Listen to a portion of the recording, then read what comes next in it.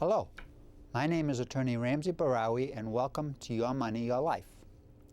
Today's segment is about the hope that is provided by VA aid and attendance benefits.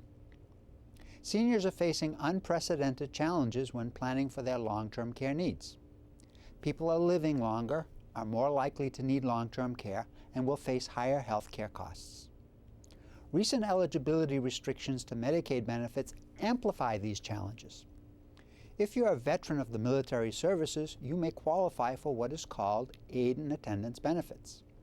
As regards the qualifying wartime period requirement, the periods of war that apply to today's veteran include World War II, the Korean conflict, the Vietnam War, and the Persian Gulf War. As regards the limited assets and income requirement, the VA will not award a pension if the claimant's assets are reasonably sufficient to provide for his or her maintenance. Generally, a claimant cannot receive a pension benefit if his or her countable assets exceed $80,000 or if his or her countable income is equal to or greater than the maximum annual pension rate. Often, however, a claimant can reduce his or her countable income to qualify by subtracting unreimbursed medical expenses. When considering if a claimant's assets are insufficient to meet basic needs, the VA will calculate the claimant's net worth. The VA evaluates net worth by determining whether the claimant's assets without the VA pension are adequate to meet his or her basic needs for a reasonable period of time. In making a determination of eligibility based on assets, the VA considers 6 items. First, life expectancy. Second, countable income. Third, number of dependents. Fourth, potential rate at which funds are depleted. Fifth, liquidity of the assets. And sixth, unusual medical expenses. The key is whether a claimant can reasonably utilize his or her assets to meet his or her needs without VA assistance. At this juncture, it's important for me to disclose that the VA excludes certain assets from the net worth calculation. For example, the claimant's primary residence and personal effects suitable to claimant's reasonable mode of life are excluded. Also, the VA considers whether an asset can be easily converted into cash. A simple illustration involves a vacant lot assessed at $75,000. However, because of the poor real estate market, there is little, if any, demand for vacant lots. If in this example the claimant can show that he or she is unlikely to receive more than $35,000 if the property is sold on the open market, then the property is worth only $35,000 for net worth calculation purposes. As regards jointly owned assets, they are counted as part of the claimant's estate to the extent of the claimant's ownership share.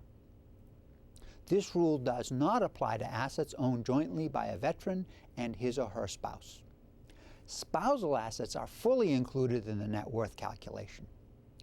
The joint asset rule becomes significant when a claimant owns property jointly with a non-dependent.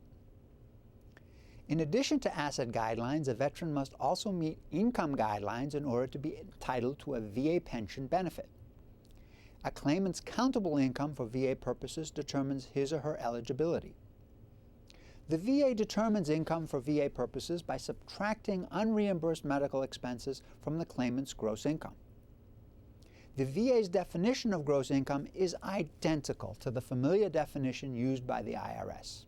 That definition is all income from whatever source is derived, unless, of course, specifically excluded.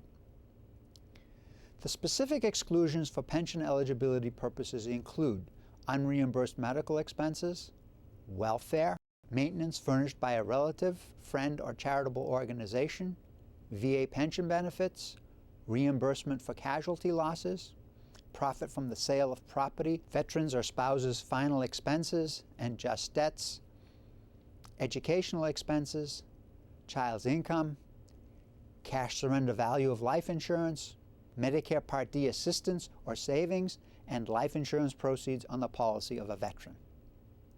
When providing your income on a VA benefits application, please remember to list your gross income before any taxes or other deductions. As regards Social Security benefits, list the total benefit amount you receive on the application.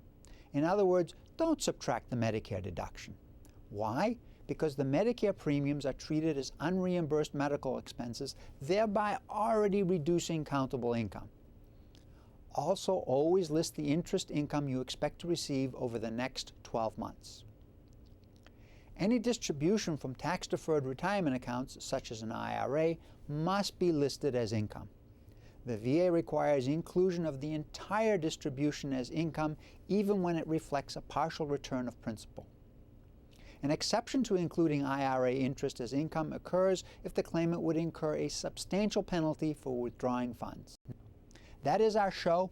As always, thank you to our viewers for watching Your Money, Your Life. My name is Attorney Ramsey Bahrawy, Building Your Trust.